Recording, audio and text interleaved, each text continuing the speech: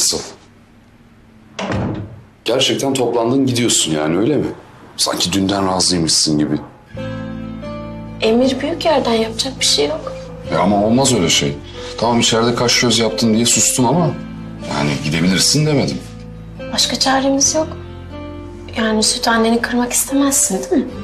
Tamam, çıkıp karşısına konuşalım. Belki burada benimle kalmak istediğini söylersin. Olmaz mı? Olmaz. Dur, yine bir gören olacak. Gitmeden önce bir veda öpücüğü ver o zaman. Olmaz.